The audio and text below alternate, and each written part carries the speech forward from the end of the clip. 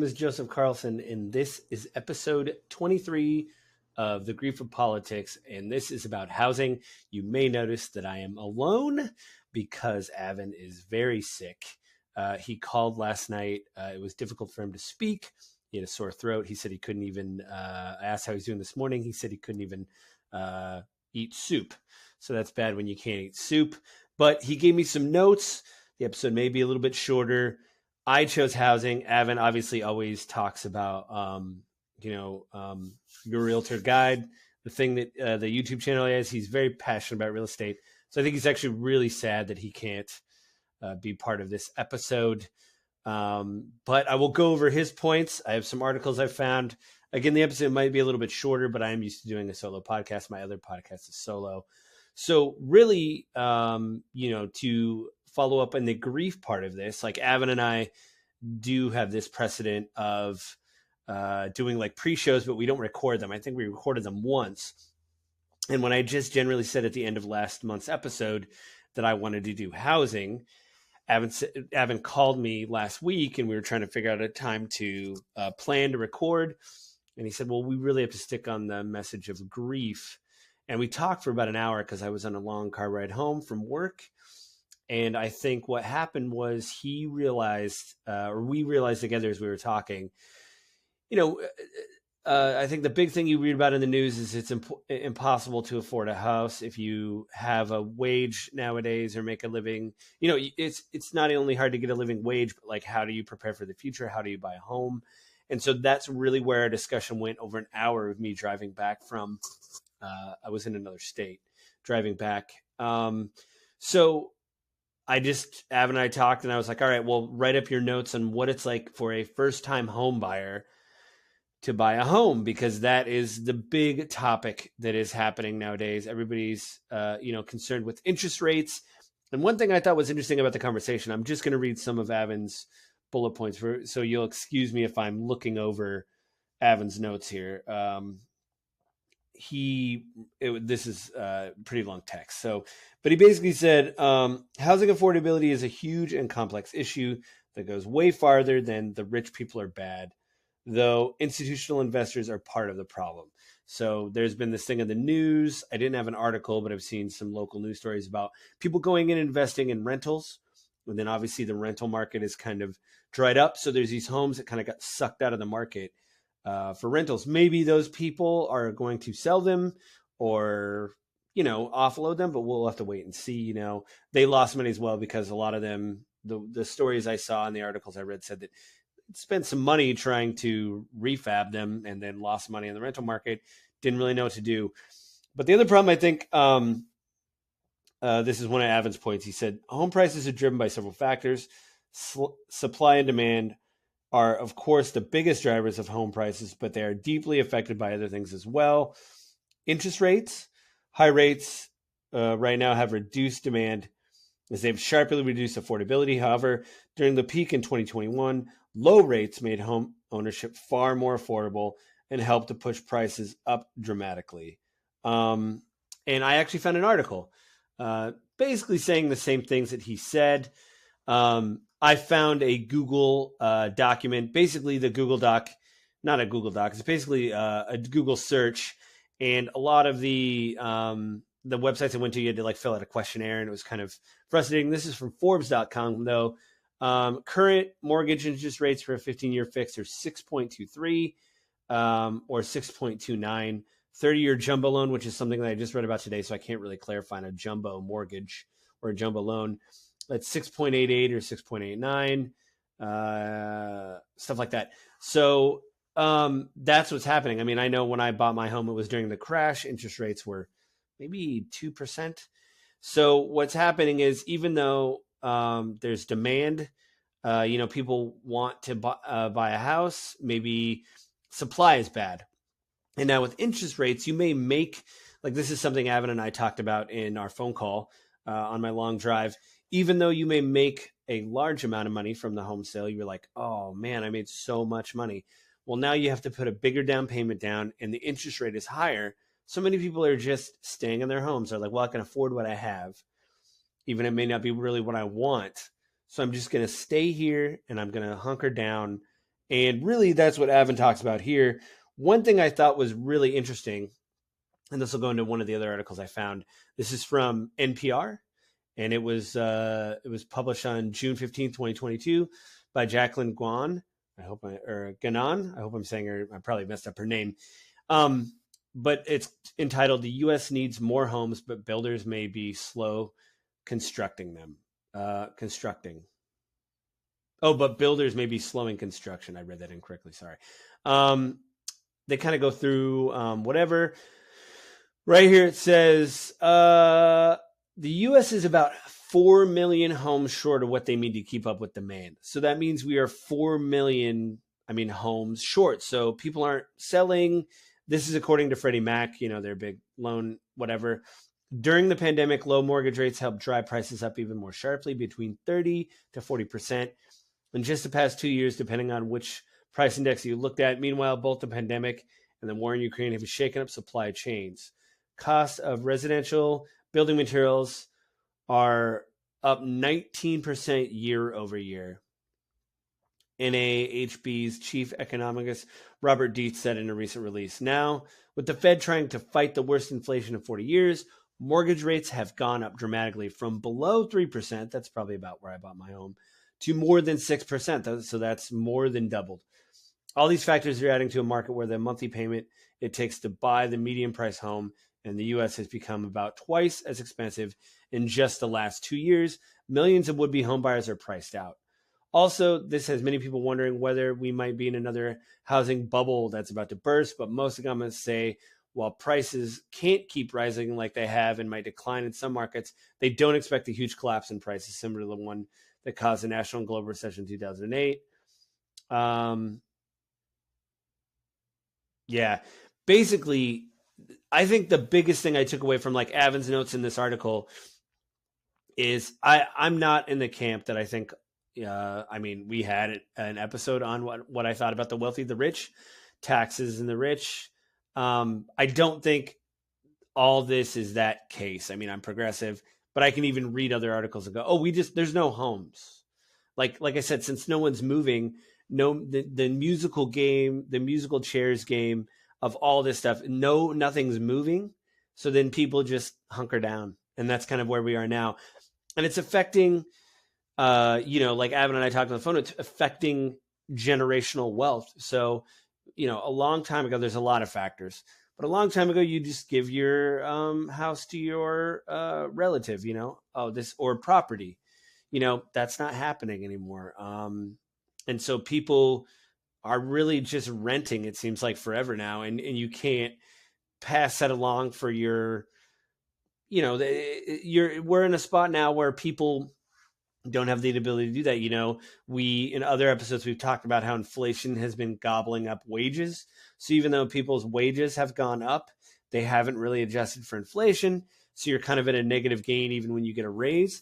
So obviously people are looking at, well, how am I going to get a down payment?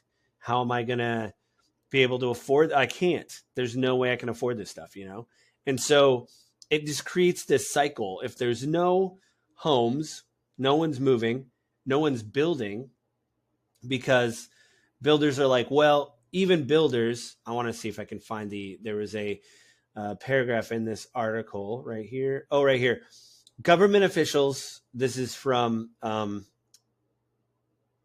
Conter, the DNA National Alliance of Home Builders chairman, said government policies can help alleviate the problem the market experiences. Quote, government officials need to enact policy that will support the supply side of the housing market as costs continue to climb. Conter wants the U.S. to ban lumber imports from Russia and increase timber protection from federal land. He also wants to make it easier to import lumber from Canada by suspending tariffs, and for the government to promote and fund job training programs in home building to ease shortage in construction workers. I think that's the end. That's the end of the article. But there was another article up here. There was another paragraph that I just found. Man, I wish I could. I just read it. Build. Oh, rising interest rates and record home prices are making it impossible for many Americans to buy a house. And that's making builders less confident that they'll build a home that they'll be able to sell. So they're going to put a lot of money in building materials. But what's going to happen is the interest rates are going to be so high, no one's going to buy the house. So like, what do you do? Like Avin and I talked about maybe making incentives for FHA and like VHA, like first time home buyers, where if you're a first time home buyer, you know that's the type of housing you're building. Maybe there's some kind of approval process. You know, we're a builder, 5% of the homes we're building or whatever are for first time home buyers. So then we get this dispensation from the government or like a subsidy. So then we build that home and then that carries over into the first time home buyer. We're like, hey, this is because I was approved for a program being a first time home buyer years ago. It was a FHA, first time home buyers. And it was way better. Like my interest rate was a little lower than the national average. And I had the option to refi later on. And so this was just amazing. You know, there's no way I would have been able to afford a home without a program like this. And so I think maybe the government needs to, like the supply side, like the gentleman said in the article, maybe we need to go back to the people actually building the homes and go, all right, we're going to subsidize these homes built. You know, you tell us where you want to build the homes and we'll pick, again, maybe 5% of these projects that are ongoing. These are now earmarked for first-time home buyers. And, you know, just trying to alleviate some of it almost seems like it's gridlock in a way that, you know, no, again, people are hunkering down, builders aren't building, interest rates are too high. So even if you sell, you're going to go into another high interest rate thing. It's like this, it's a weird, everybody's kind of like waiting to see what happens with the market. And I think, you know, it's terrible. My wife and I have been talking about maybe getting a home, but like now with the interest rate spiking, we're just like, well, we're going to just freeze it out. You know, we're just going to wait. We're part of the problem. We're just going to hang out and wait and see what happens. And let me check one of other Avin's notes, which I thought was really interesting. Okay, so he has more on the new construction. He says, new construction. The other huge supply issue is home construction. For years, we've been hearing about the shortfall in new home construction. I believe the number is something like 2 million homes short of what we need nationwide. They said in the article, they said 4 million. That's Freddie Mac. Of course, that was also hurt by all the supply chain issues related to COVID, which are not fully resolved yet. We still have supply side stuff all the time.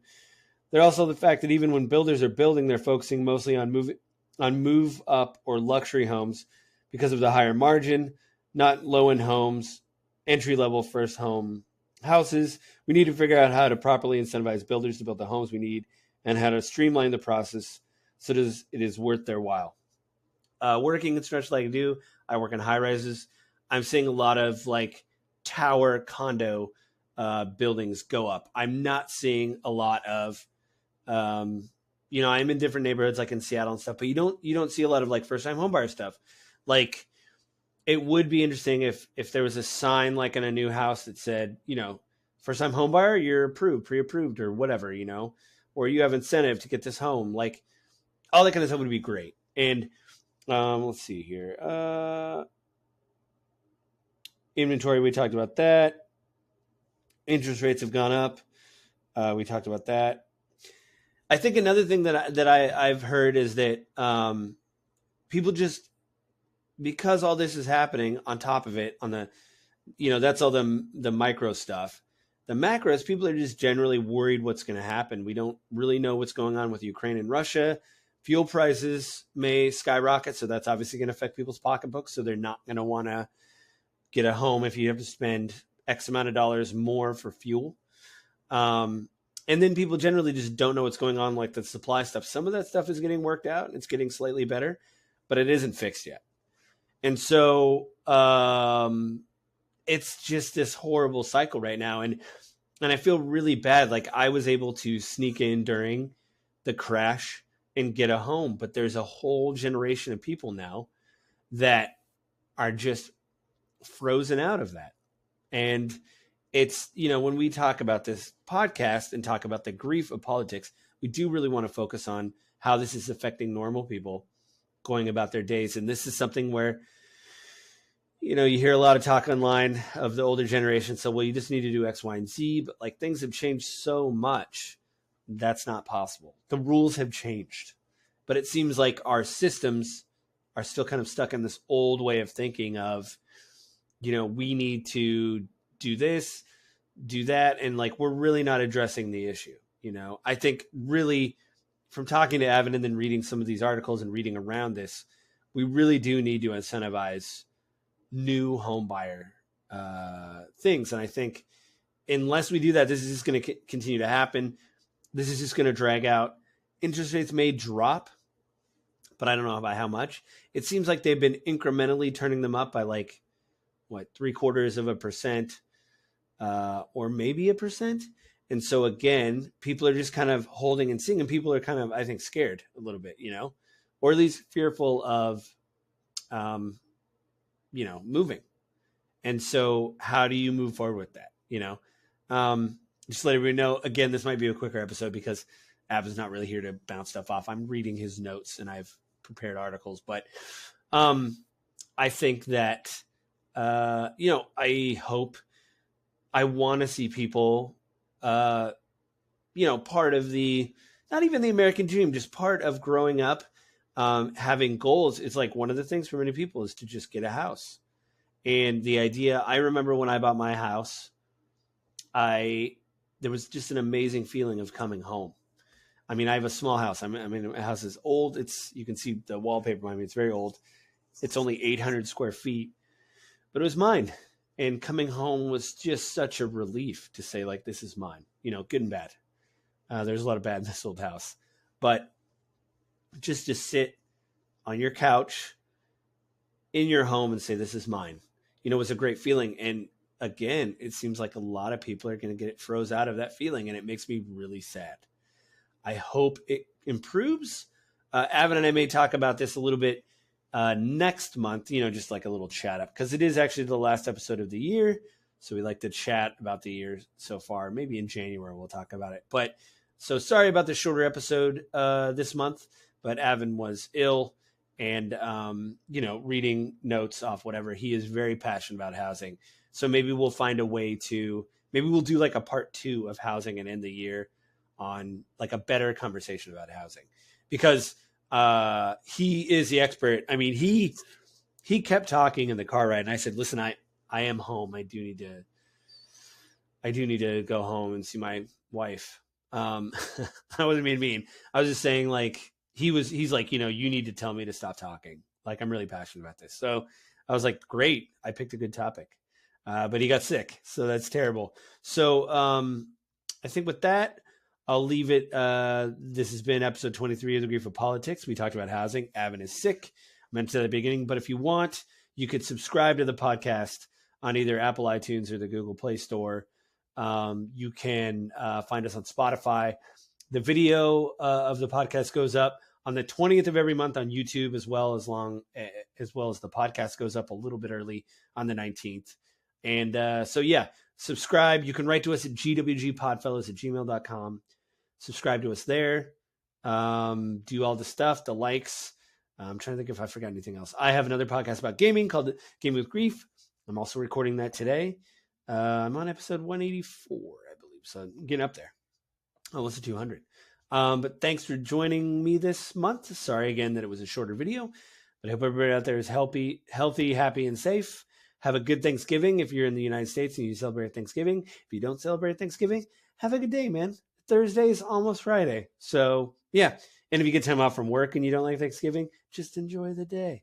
All right. Have a good month, and I will talk to everybody next month.